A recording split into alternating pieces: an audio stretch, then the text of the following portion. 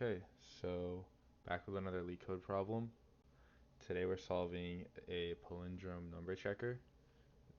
So if you don't know what that is, basically a palindrome is the same if you start from the beginning or the end. So famous palindromes would be like race car, for example. But in this case, we're doing it for integers. So it's going to be a little different, especially in Java, just because of how the manipulation of integers work. And this is the way I solved it. There is a lot of different ways to solve this, but again, this is just the way I decided to do it. Might not be the most efficient, but this is the way I understood the most. So yeah, let's get right to it. So first thing we're gonna want to look here is these test cases here on the left side. So as you can see, if an integer is negative, it's not going to be a palindrome. So that would be probably the first check we would have to do. If you look at the first example, 121, left to right, right to left is the same, true. Example 3, only two numbers, cannot be a palindrome, so false. So in Java here, let's start with the first check. So our parameter here is x, which is the number. So our first check would be if x is negative, it is going to be false. So right off the bat, that's the first check. So now the next step here is a little bit of a different approach, I'd say, compared to the average answer here if you just go to solutions on LeetCode. But this is the way I kind of worked through it. So I decided I want to get the amount of digits. So this is basically a way to do that. So first we're going to make a counter, and we are also going to make a temporary variable, and we're going to set that to the number, just so modify we can modify x without actually changing this number yet, because first we want to get the amount of digits. So what's going to have to happen here is while, sorry, that's not capital, while the temporary variable is greater than 0, we are going to just divide it by 10 each time, which is just going to remove the last number. Divide by 10. And we're going to just add 1 to count each time. So this is going to run, and this is just going to get how long the integer is, which is going to be needed for the next step. So our next step here is we're going to work through our count. So while count is greater than 1, because you need to have digits to compare to. If there's only one digit, there's nothing to compare because we're comparing the first and last. And we're going to make a int first number, and we're going to make an int second number. Or not second, last. And actually, we're not just initialize. We're going to give them values. So the first number, the way to get the first number is you're going to do x divided by math.pow base of 10 and then count less than 1. And I'll give you a breakdown how this works. So real quick, if I want to open up W3 schools, the math.power method, it's going to be the base and the exponent. Just simple as that. Math.power, first number is the base, second number is the exponent. So I can just go and trace an example here right after I show how to get the last number. So the last number is a little easier. All you have to do is use the modulo. So do x modulo 10, and that's going to give you the last number. So I can trace this out.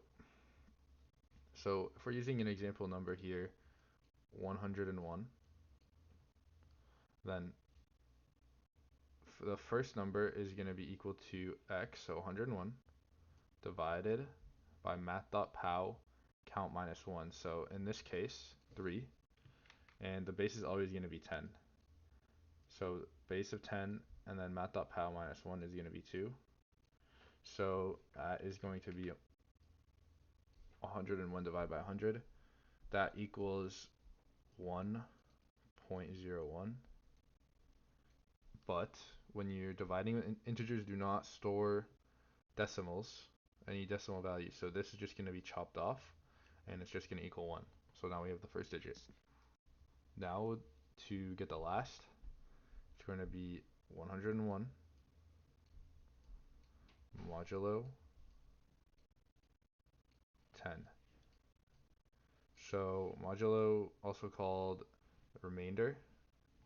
Basically what's going to happen is you're just going to do 101 divided by 10, and the answer is the remainder. So 101 divided by 10, that's going to be equal to 10, and then there's going to be one number left. So the remainder is going to be equal to 1. That is what your modulo is. So subsequently, we got the first and last digit. So now that was the hard part.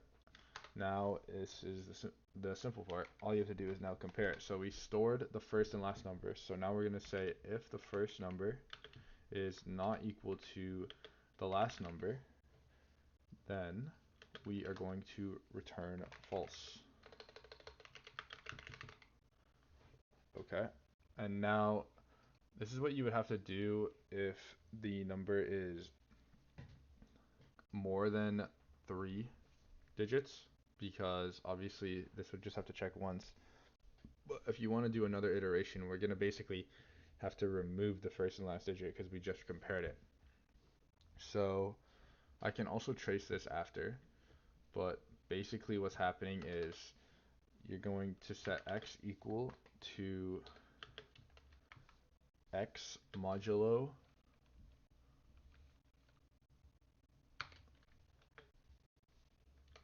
math.pow 10 count minus 1, and then divide that by 10. So if you think a little bit just like critically here, you can kind of think like this got the first digit and this got the last digit. So then how would we go about removing them? Well, it's basically what we did, and I can trace it again. So if we have 101 again, it's going to be modulo math.pow count minus 1. So that's going to be 100 because 10 to the power of 2, or 10 squared. And then divide by 10. But what you have to see here is, look, there's two operations here, modulo and division. So you actually don't know the precedence. You actually have to know the precedence to actually get this. So in Java, modulo and divisor, they both have the same precedence and they work on from left to right. So we're going to evaluate this first, and then we're going to divide it by 10. So 101 modulo 100, we already did that. That equals 1. And then 1 divided by 10 is a decimal number, 0.1. So, as you know, integers, x is an integer, so it does not store decimals, so that's going to be chopped off. So it's going to be just equal to 0. And that is the middle number of 101, as you can see. So that is what's going to happen each time. And one final thing, you compared two numbers, so you're going to reduce the count by 2, so minus equals 2. You're going to get rid of 2 from the count. And then if this works, you're going to return true. And we're done here, I think. Let's see if it works.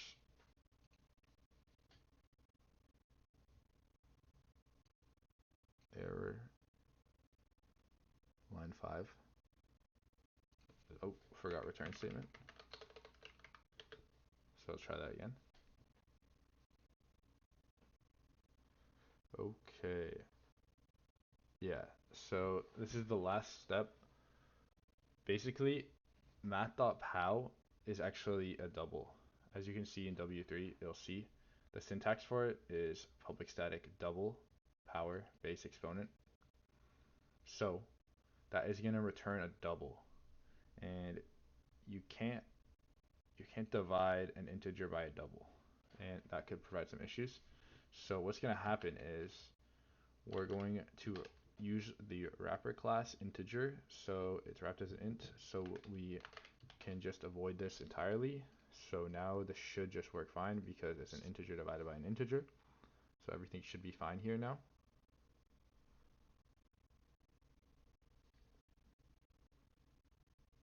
Oh, don't know the issue here.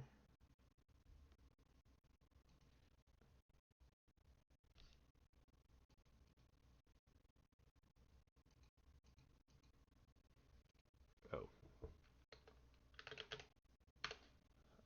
just I did not give count a value, so my bad there. And now everything should work. As you can see, runtime, and everything worked seemingly well. So this is the way I would use to check if a number is a palindrome. And if we want to look one more time over the time complexity, basically let's look here. So in this while loop, we are going to see it's going to go over each number in X and get rid of one of them each time. So that is going to be O of log X, or with log X being the value of how many digits are in the number. And we're also going to look at this while loop. Basically, the same thing is also happening here. If we look at this loop, modulo 10, you're taking off, actually, you're taking off one number and then you're taking off a second number. So you're taking off two numbers each time. So it's going to be like the length of the number divided by 2. But that just also simplifies to O of log X. And since these are not nested, you would add O of log X plus O of log X.